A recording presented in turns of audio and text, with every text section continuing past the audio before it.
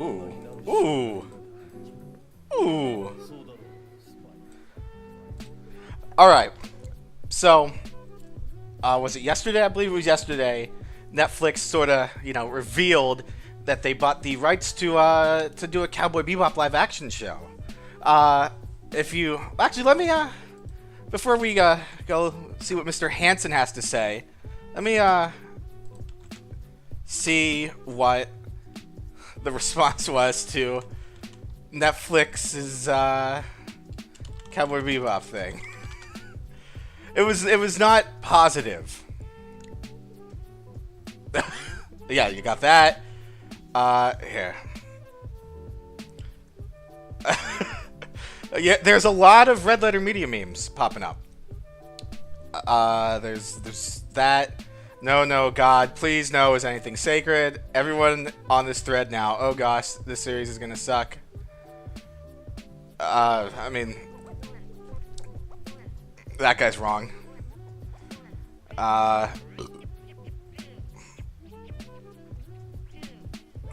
Yeah.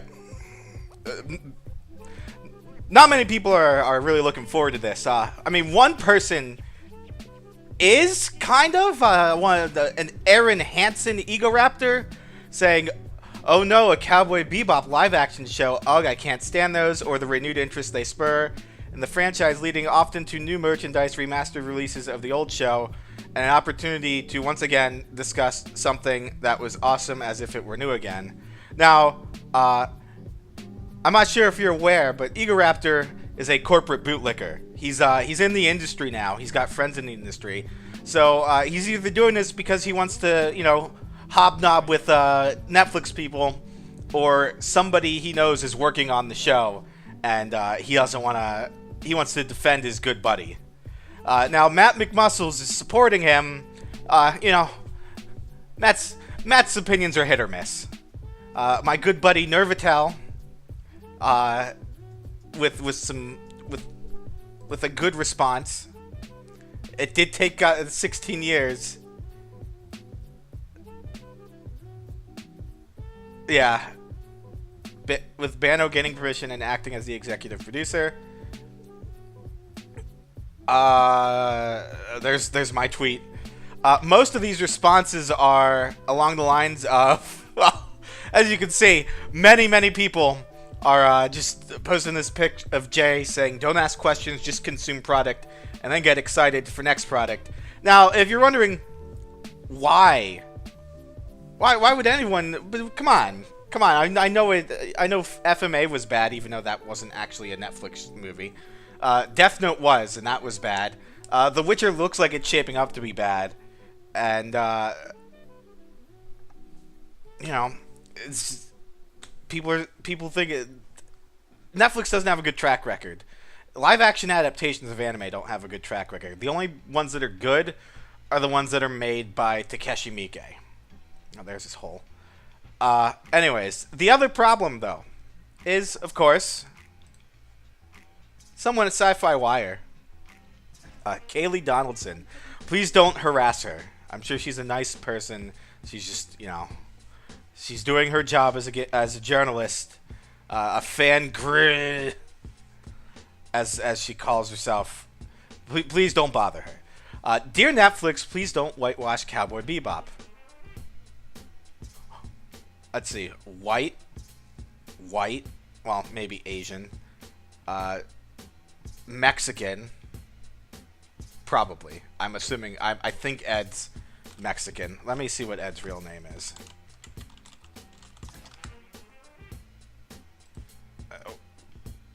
Edward Wong Hao Pepelu Tarufsky IV. Francois Appledeli? Wait, where's her father?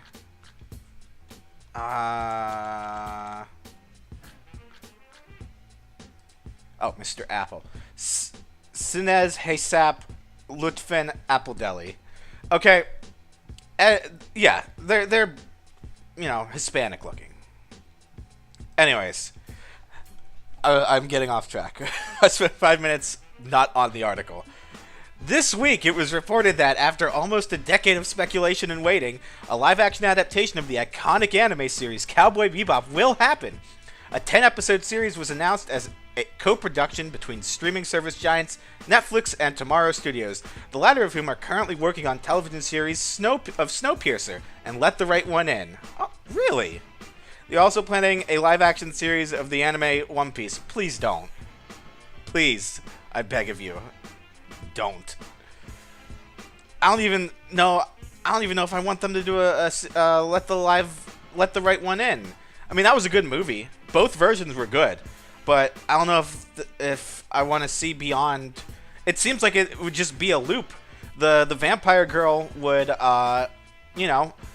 seduce a new person, seduce a new child.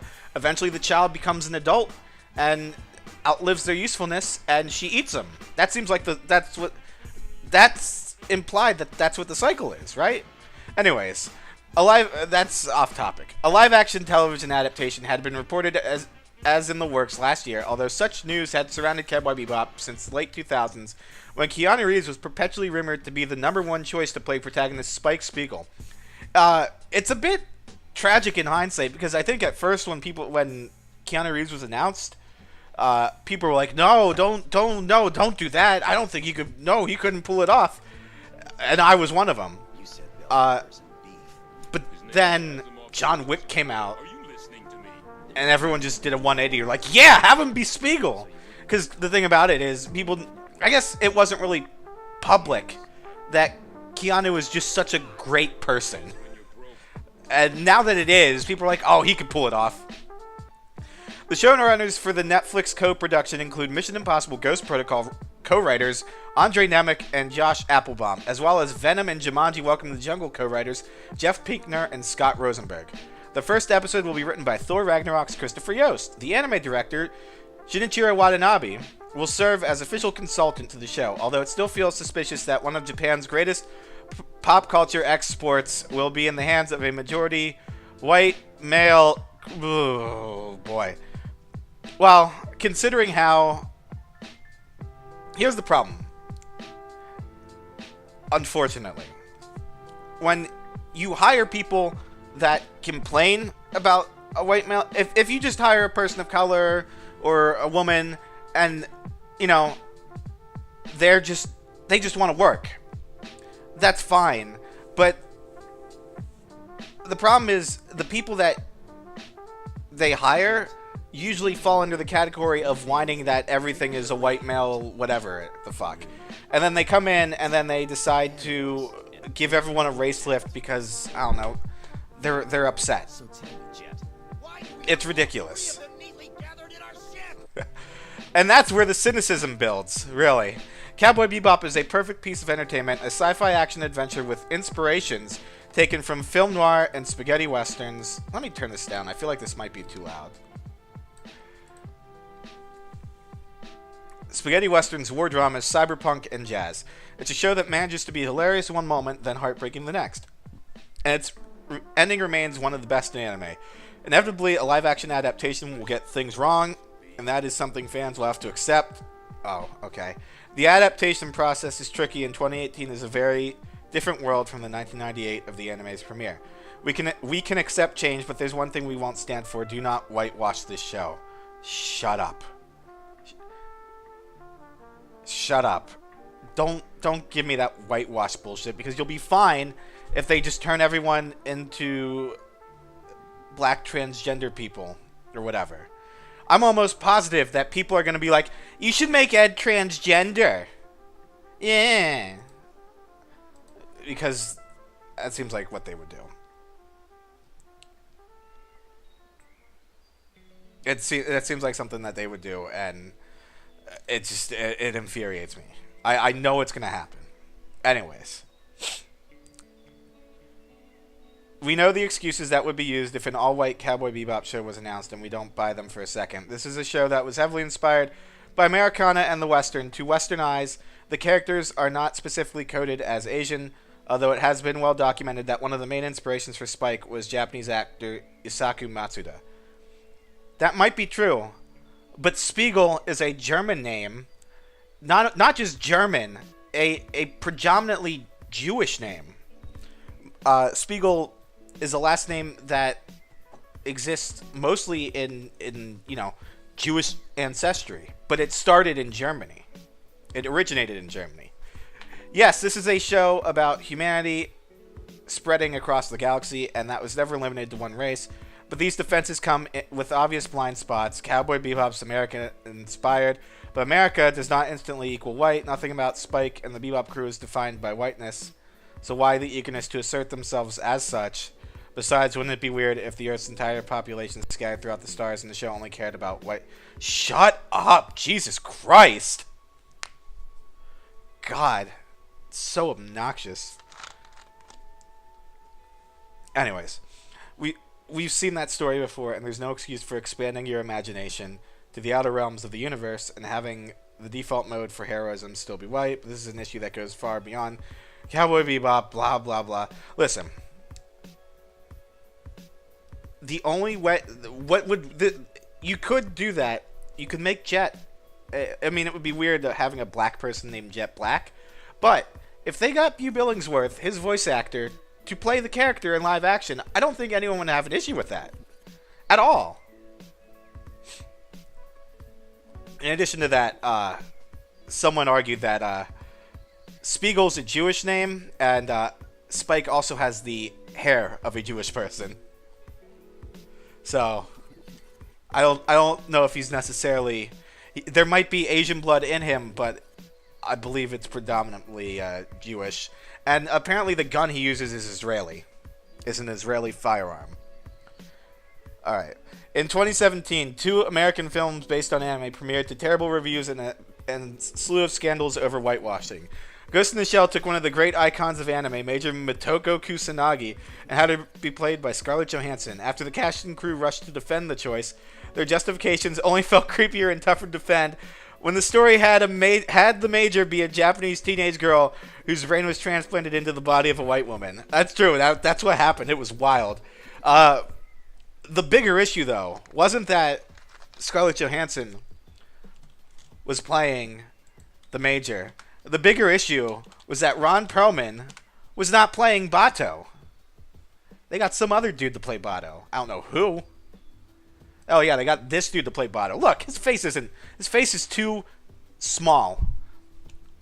And sure, you can say, oh, but that would be whitewashing to have Bato be played by Ron Perlman. Well, I challenge you to find me an Asian man that looks more like Bato than Ron Perlman does. All right? They did get my boy beat Takeshi Kitano, Vic Romano, to play the Chief, Aramaki. And that was good. That almost made up for it, but I still want Ron Perlman as Bato. But continuing.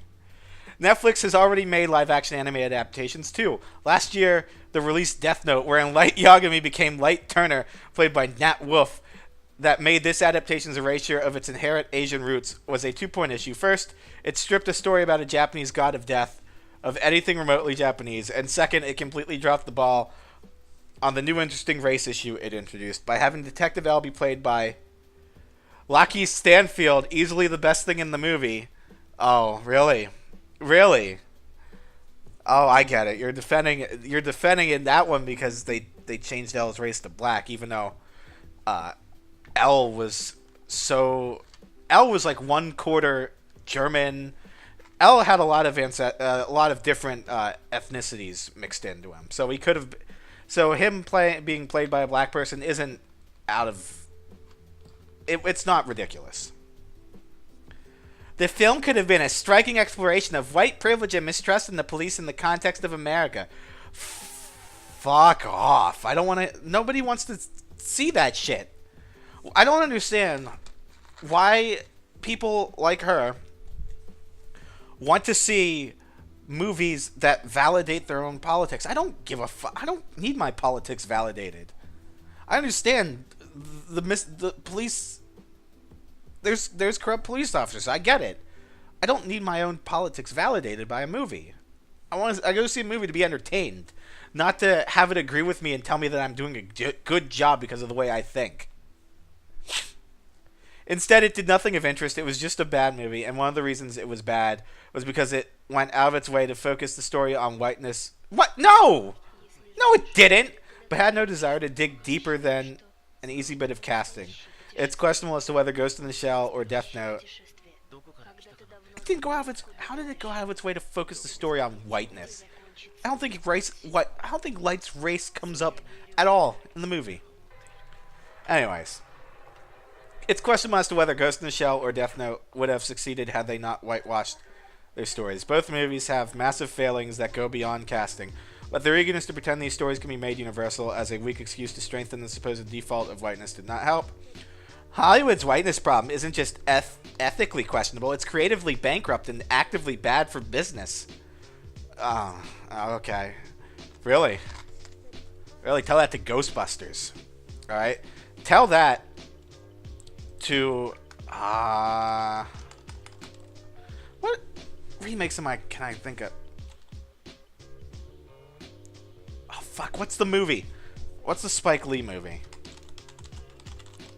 It's not one of his usual movies. Not this one. This one I hear was funny. I really want to see it. Old Boy. Yeah, the Old Boy remake was done by There's Bamboozled. Ooh. Ooh. I hope I don't get this video taken down.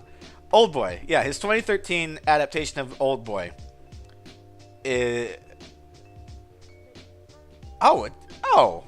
Wow, Spike Lee can work on a good budget. Jesus.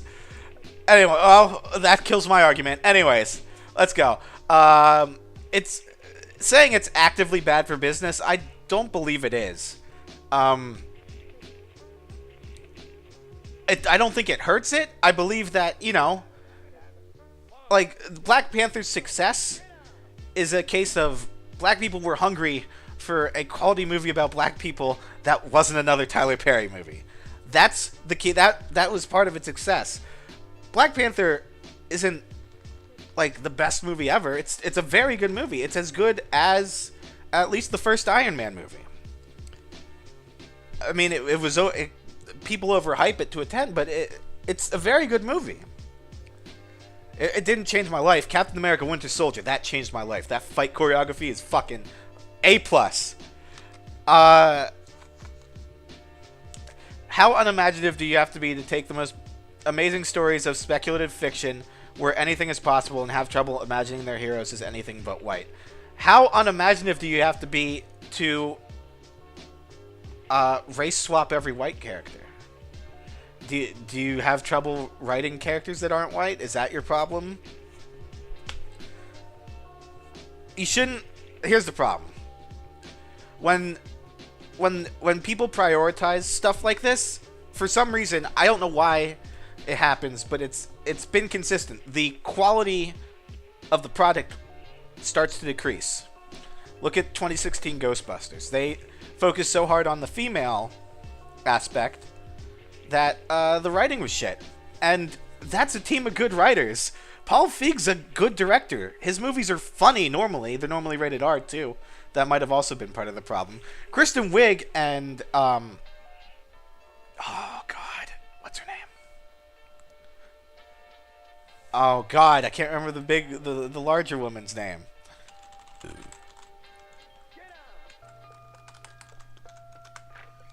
Oh, God. Alright, Kristen Wiig. Melissa McCarthy. That's who it was. They're both funny people. And, I don't know about what's her name, the lesbian, but Leslie Jones is also funny. Well, or at least she played a good role in that movie. She was the only good role in that movie. Leslie Jones was the only good character in that character with some depth in that movie. Kate McKinnon was just lesbian bait. Kate McKinnon's all right in some stuff. She's great in Venture Brothers. That's about it, as far as I know. That time where she played piano because Hillary lost, that made me roll my eyes. Like, I voted for Hillary. I was like, come on, it's not that bad. Shut up. All right. At At a time in pop culture where Chinese box office is seen as the all-defining force of profit for Hollywood, when Crazy Rich Asians made close to 8 times its budget worldwide, I don't understand why that movie is successful. When Laura Jean Covey is our new romantic heroine and Star Wars is more diverse than ever. Oh, really? Really? How'd Solo turn out? Remember how it turned out? Oh man, how much? Oh, that's right. That's right. It barely made its budget back. Whoops. Like you can't use Star Wars as an argument when you've managed to take a franchise that should be easy money and caused it to lose money. You can't use that as an argument. And when every teenage girl in America listens to K-pop, is that true? How can the status quo reign supreme if for no other reason than cold hard profit the industry decides to be more inclusive in its storytelling, then we all benefit. But when you force the inclusivity, the product suffers. And I don't understand why they keep losing money, but they don't. I mean, I know why they don't care, because a lot of them are just, it's about the message, communism. It'll work this time, guys. If for no other reason than cold hard profit, blah, blah, blah. Hollywood can't keep optimizing amazing anime with built-in fan bases and major cultural clout, only to smudge away any reminder that they came from Asia in the first place. Here's the other problem. That Fullmetal Alchemist movie. This argument might work for that Fullmetal Alchemist movie because you had a bunch of Asians playing a bunch of parallel world Germans. At least if the the first TV series is anything to go by, the setting. Yeah, if the first TV show is anything to go by, Amistris is an alternate reality Germany. And that movie was bad. It wasn't because of the actors, though. Having a bunch of Asian people play a bunch of German people. Having an Asian person trying to convince me that this Asian person is blonde hair, blue-eyed is a little silly. But for some reason, like, people like this woman loved it, that they were so bold to have German people played by Asians. I don't get it. That people liked that weird casting thing. It was weird. Anyways, I'm getting off topic again. There's no excuse for not looking beyond the same 5 white dudes to be the lead in every story. Wouldn't Cowboy Bebop be the perfect story to give underappreciated Asian talent their time to shine? Think of how amazing it would be to see John Cho, one of our most simply underrated leading men, stretch his stuff in the part of Spike. No, wouldn't work. How about Constance Wu as Faye Valentine, a fast-talking heroine with a screwball twist who builds up emotional walls to keep out the pain? No, I don't remember who Constance Wu is. Constance Wu. How old is she? She's 36 years old. How old's Faye Valentine? Faye Valentine. How old is her physical body, I mean? How old is she physically? 23. Okay. No, there's plenty of. I think Faye should be played by an Asian actor, probably.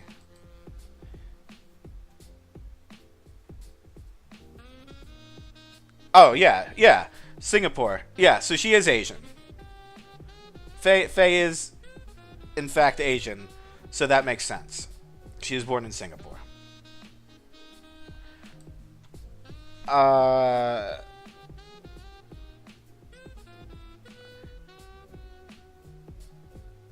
Let's see. Keanu Reeves, the longtime favorite to be Spike, would be ideal as Vicious in full John Wick mode. Or maybe the legendary Hong Kong actor Donnie Yen. The options are limitless when one truly puts their mind to it. Nah, Vicious. Let's look this up. Oh, Norio Wakamoto was his voice. All right.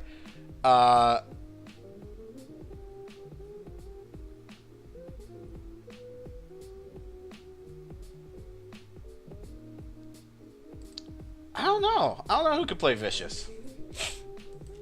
You have a lot of options, I guess. Is he? How tall is he? He's 6'2". How tall is Spike?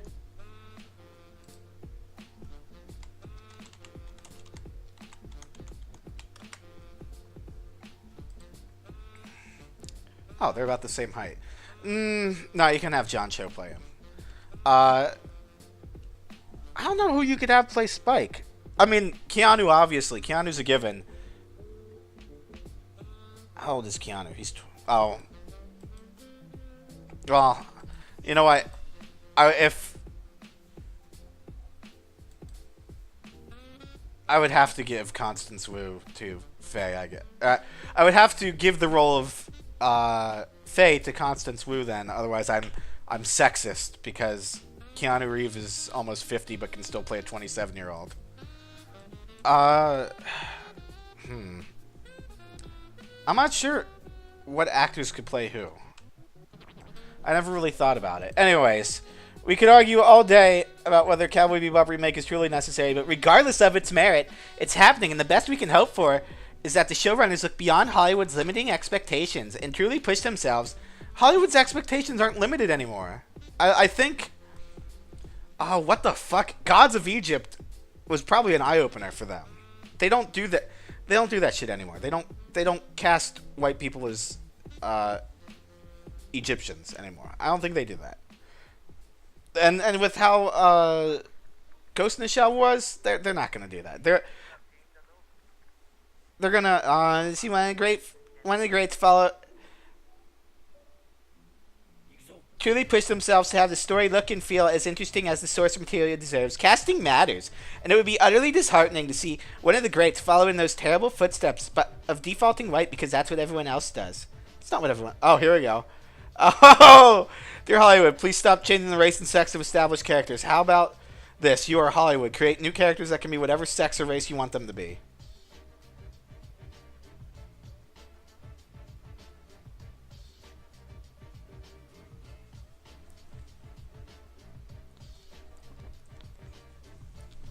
Oh, that's a good point. Spike suggests he's American. Nowhere else in the world would people name their kids Spike. Spiegel sounds a bit German, or as you say, Jewish, so maybe a Jewish immigrant descendant. From his connection to the Chinese syndicate, you might think he has some Asian origin as well, since Asian syndicates don't tend to let gaijins in really easily. I think they took the theme Cowboy Bounty Hunter and thought it would be necessary to have an American lead. Oh, someone's typing something. As we... Ooh!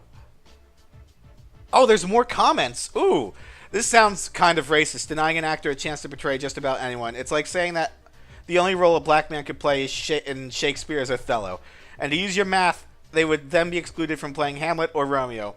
Or more recently, Ruby Rose was called out for not being gay enough to play Batwoman. Some people using the same logic. Well, not just not gay. She just wasn't gay enough. She wasn't Jewish enough either. Which to say a lesbian's not gay enough is kind of shitty. Alright? Now, to be upset that they aren't, like, the thing I had to realize is that there's the Jewish religion, but then there's the Jewish ethnicity. And I was like, why are you mad because she doesn't practice the Jewish religion? And they're like, no, it's the descent, like, ethnic Jew. I'm like, oh, whatever. A few months further back, ScarJo, who is a pretty good actress, was forced to back out of a role of playing someone transgender because she was actually born a woman. Trans people either are or they aren't the sex they believe themselves to be, so it's a woman playing another woman or they isn't. They isn't. And changing the sex of a character isn't always a bad thing. Kara Starbuck Thrace ringing any bells. I guess you were just trying to show how woke you are by wanting Netflix to check all the little quota boxes rather than get the movie show done well. I hope the show is done well, and I for one won't care what race someone is because to not give the person on the stage a chance to perform in itself is rude. Show more comments. We can accept change, but there's one thing we won't stand for. Do not whitewash this show. Don't hold your breath. The hypocrisy of these no white people articles is astounding. How about you just cast an actor or actress who looks and sounds the part, plain and simple. It's going to get to the point where all the studios are going to be afraid of casting any white person at all. Then we're going to be shunned from society, and you people, I don't know if that might be Oh, wait, that's an exaggeration. Um, the issue of roles in movies being whitewashed when the source material is Japanese anime is something that really bothers me because the vast majority of Japanese anime is of characters that look Caucasian. The creators of these series made a point to have facial features of the characters be more European, not Asian. So when people get all worked up about the color of the skin of the actors portraying these characters, maybe they need to address this with the production companies making the anime. Disney has no problem with making the appearance of characters match their nationality. Why can't the anime companies do the same? That way, when someone decides to make a live action of the anime series, they might actually have actors that look like the characters. That, I guess that's fair. But as that guy pointed out, Spike Spiegel is not like, that's not an Asian. He doesn't really look Asian. I mean, he looks Greek. He looks Greek and maybe Jewish.